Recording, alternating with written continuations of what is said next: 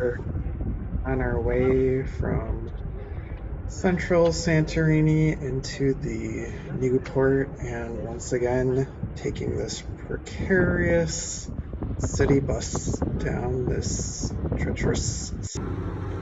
Unless you're the first stop on a ferry, at least for SeaJet, it may very well be late. There's actually a way to download the app and you can check on the app where it is and the actual estimated time of arrival, not just the time that they tell you in an email confirmation. And ours is about an hour late. Much later. So there's a ton of people on these ferries. Yeah, we could definitely, kind if of it left out, we could push our way onto like the cattle ramp. into this small ramp, and sometimes there's cars that are also trying to get on there. Meanwhile, there's some people that are trying to get out at the same time. And everyone has a ton of luggage because they're usually staying in multiple places and multiple days. You get onto the platform and it's almost like a parking structure. There are cars, but there's all these tourists as well, and the cars are still trying to park, and people are telling them where to park, and nobody really knows what's going on. And meanwhile, everyone's looking for where to put their stuff, even though it's not really secure, and there's no identifying, okay, this is cart A, this is cart B, and I don't know how you're going to find it. But the best part of these is the outside. The seating's pretty decent inside. It's better than an airplane. But once you get outside, look at that view. The ferry from Santorini to Mykonos has 2 stops, one at Agios, then the next one at Mykonos.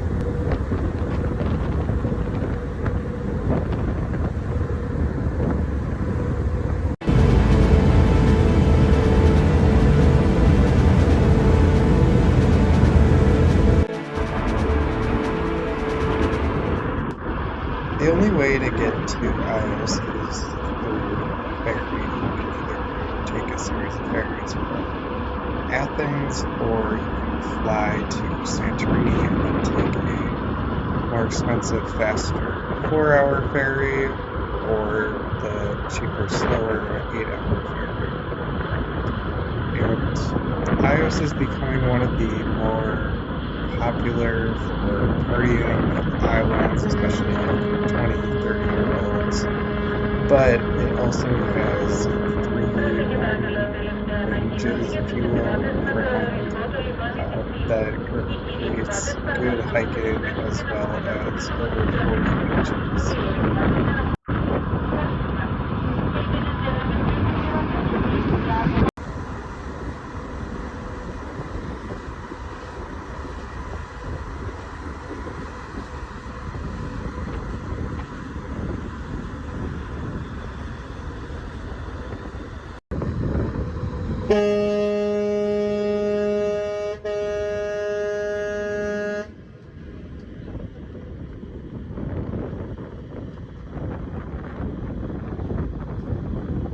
When you finally get off the ferry and find your luggage, you're probably going to want to go to the old port, which is the more populous area, and to do that you'll have to take another ferry or water taxi.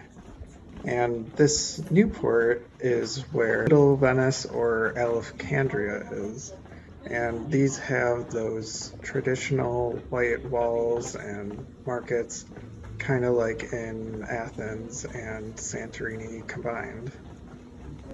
See, there's not a ton of stuff and build up, but further out over there is the Little Venice and Old Port of Mykonos, which is also called the Mykonos town. And that's where some of the main attractions are. And then further past on the south side, those are the main beaches, the Paradise Beach and Super Paradise. That's where all the beach clubs are. On my way to find Lindsay Lohan. Alexandria is probably the closest thing that you'll get to a labyrinth, at least on Mykonos. Maybe Crete, there's some more. But the Little Italy walls go up and down and left and right into dead ends, into areas that just lead to restaurants. And if you make your way through, on the north side is a abandoned church near Agios Bar, and you can get a good look at the ocean as well as across the Mykonos Bay of sorts to another part of Mykonos and a couple smaller islands. Then if you go west of the maze or south of the church ruins, you'll find the windmills of Mykonos, which are pretty famous, and you'll even see some shirts and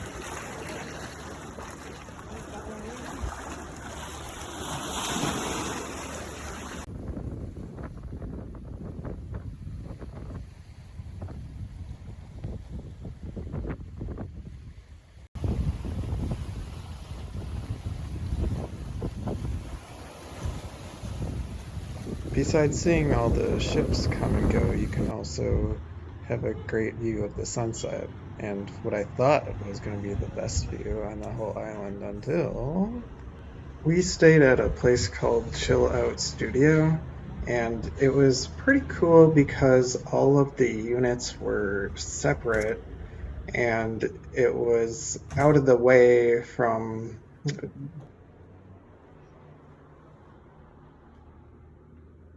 It has a nice modern kitchen, a pretty cool ceiling, lights, enough space, especially if you only had two. This is only a room for two, so it's really big, and enough closet space, big bathroom again, and just super modern, nice.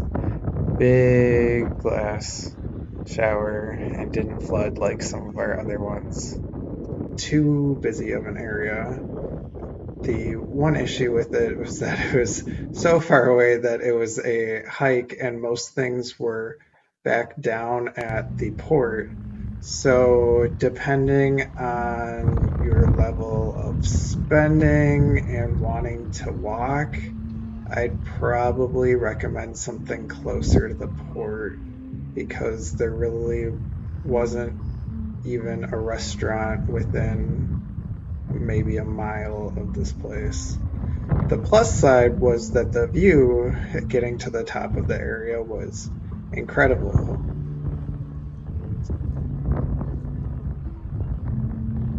You can see all down the Newport area, and then further out is where the old port is.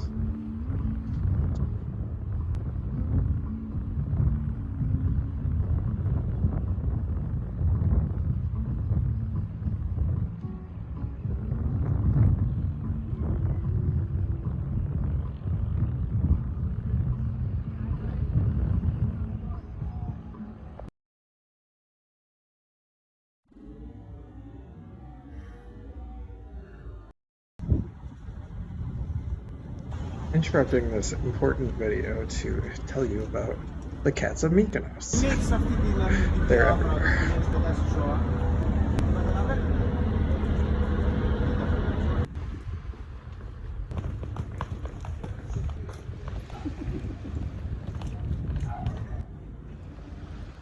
Okay, so you can't fully appreciate the work I did for you for these clips of Playa Ornos and Paralia Corfos, but I ran, literally ran. See this hill? I ran all the way up this hill and then down here, and then I had to run way back up here. But I wanted to check out the beaches, and they're pretty close to the new port and Overall, definitely I'd worth say checking out if you don't have Mykonos time to was go all my the least way favorite to island. the other beaches. Santorini, Milos, and Mykonos. You know, especially during not high season, as they call it, or not tourist season, it wasn't that it wasn't busy at all, but it wasn't busy enough to have the excitement that Mykonos is supposed to be known for. The parties, the clubs, a lot of the clubs shut down before October. The Super Paradise Beach Club just closed. October 14th was the end of the year party. Jackie O's was October 7th. The downside about going to Mykonos during high season would be that it's so many people, and that's kind of up to you to decide if that's where you're going and that's what you want. But assuming that you're going to more than Mykonos, the rest of the islands or Athens or Greece, wherever you're also going, will be super busy as well. And in the other areas, if you're trying to look at historical sites or things like that, usually you don't want more people there. You need reservations a lot of times in the high season as well. And I'd probably skip Mykonos if you were doing an island trip. Stick with Santorini, Milos, and maybe Naxos if you want to add a third. Greece has over 6,000 islands, and when I'm on this ferry, I get this sense of adventure. At first, it felt like maybe Homer the Odyssey and all the different myths that were popping up, and it could be on this island or that island, and maybe that happened there. One of my forming memories, my first real video game was Zelda Wind Waker, and in this video game, the whole travel method was on a sailboat, and it really just felt like we're island hopping from one adventure to the next, and it's really a whole new world on each new island. After we got back to the Piraeus, we took the metro to the Monostraki station, had dinner, and stayed the night at Hotel Phaedra for one last view of Athens before we had to go.